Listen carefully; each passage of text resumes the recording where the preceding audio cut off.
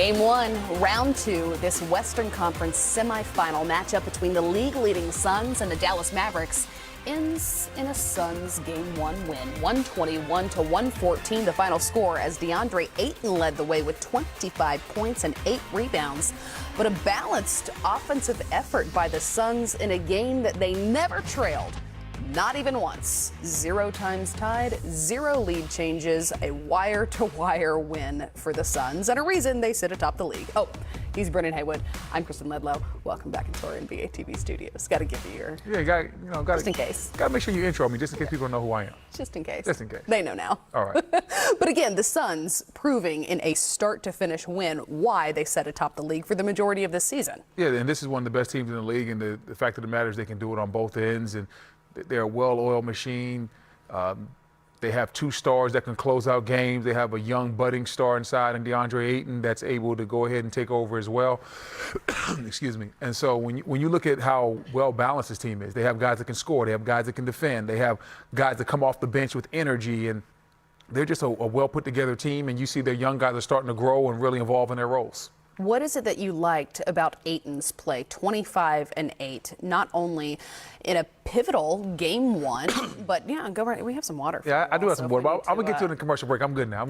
I was gonna actually make the question take longer so that you could sneak a sip, and so the audience wouldn't know. But I feel like you can still do it. Our cover's blown. You do, though, typically like to see the big man dominate the paint, and you've said to me all season long that he had the ability to do so, and you wanted to see him take advantage of this opportunity. Yeah, I think the difference that Dallas is going to see in this series is that DeAndre Ayton is a way more confident offensive player inside than Rudy Gobert. He has better hands. He's a better free throw shooter, and he's better at catching inside against mismatches. If you switch a small on DeAndre Ayton, he's capable of giving you jump hooks, turnaround jumpers, and making strong plays at the rim on a nightly basis, and that's something a little bit different than Utah has. So Dallas is going to have to try to figure out how they're going to guard the big fella inside.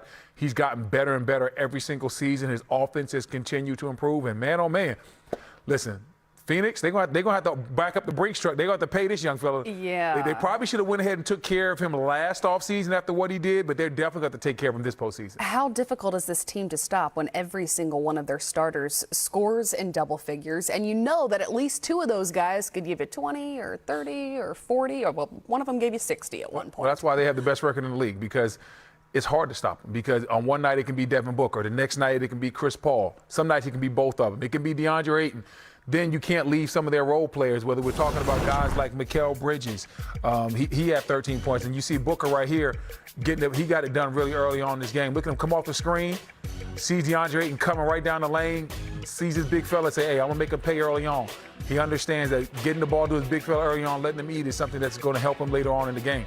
Right here, gets right to his mid-range jumper, knocks it down, one of the best mid-range shooters that we have. Look at that. Just a subtle move, gets into Dorian Finney-Smith's body, uses the escape dribble, creates space, bam, nice mid-range jumper right there. That's the versatility that we're talking about when we talk about a guy like Devin Booker and the scoring. This time drives to the basket, no one's going to stop, no rim protection, take it right to the rim, drive right by my guy Reggie Bullock from UNC and throw it down for the dunk.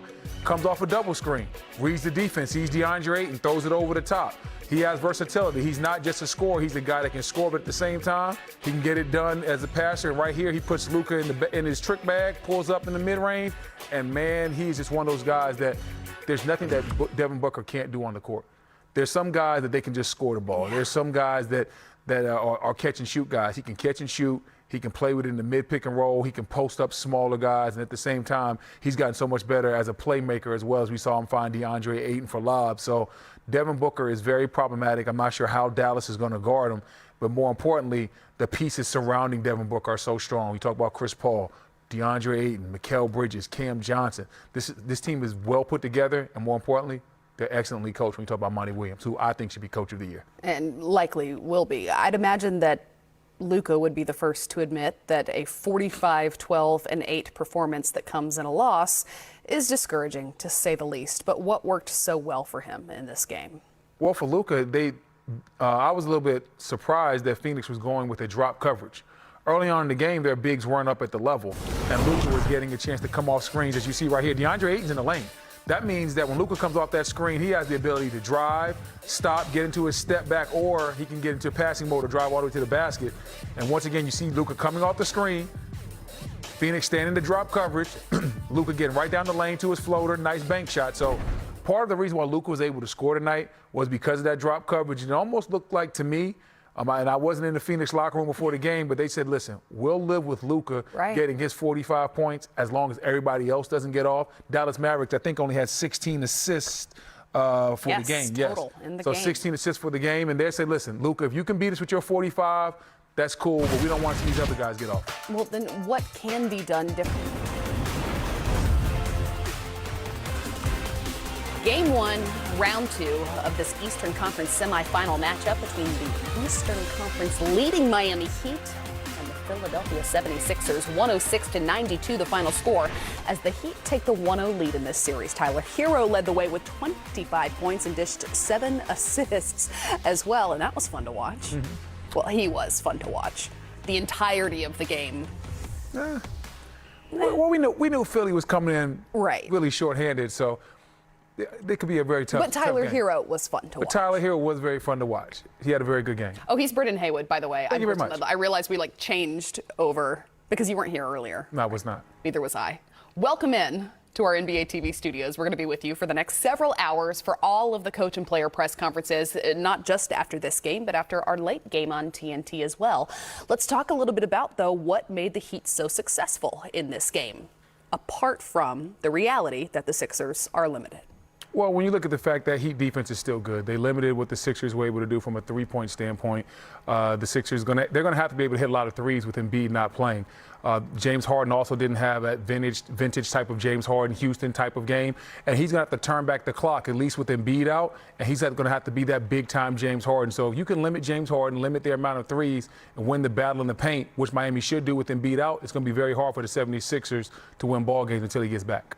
We know very little about Joel Embiid's status moving forward at this point. It was, though, the lowest scoring total for Harden in a postseason game since June of 2021 against what we ultimately knew would become the reigning champion, Milwaukee Bucks. What do you need to see from him if, in fact, Embiid is sidelined or limited moving forward? Well, if Embiid's able to come back, that changes everything. You're saying, what do I need to see from Embiid? From Harden. Oh, from Harden. I didn't hear you. What I'm trying to see from Harden, I'm going to listen. I'm listening. If you're not going to check the emails, the least you can do. And listen, I'm listening. I just didn't hear you. I had somebody in my ear. But you see James Harden right here, creating space, able to knock down that shot. That's old school vintage James Harden. Get to the step back. Now he comes off a screen, another screen. Bam, being aggressive. Hand in his face, doesn't really matter. He's able to knock down that jumper. I like the energy that Harden had early on in this ball game. As you see him right here, nice little Euro step, get down the lane.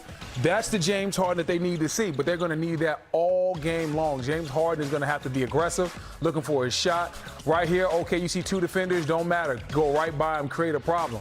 Get into your handle. That's what James Harden is known for doing. Creating that handle. Next thing you know, drive the lane.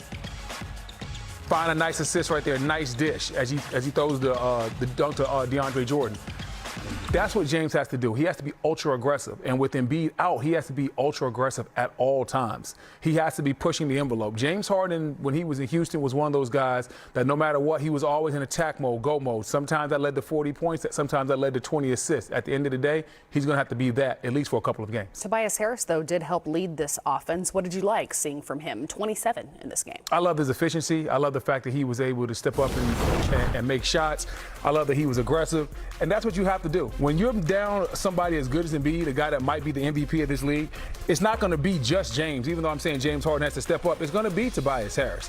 It's going to be a guy like Maxey. So when you see those guys stepping up the way Tobias did, 11 of 18 being efficient, that's something very positive that Philly can take moving forward. They can take that into the next game, look where Tobias was effective at, and then at the same time try to replicate that in game 2. As teams, the Heat dominated nearly every major statistical category as they take the 1-0 lead. Here's Doc Rivers. 27 of them were absolutely draw up great looks. I still didn't like how we played, though. I didn't like how we moved the ball. I thought we passed late tonight. Just from my role, I have to watch the video. I thought the physicality affected us tonight. I thought they got into us, and that had an impact on us. But I really did. I just thought there were too many times when we put the ball on the floor the pass was there, and then we take that extra dribble, and then by the time we passed it, they got there. So that's what I saw visually.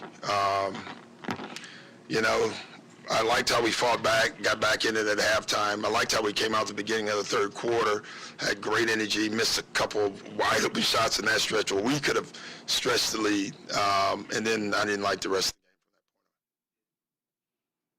game. What went into the decision to start DeAndre and kind of how you handled this?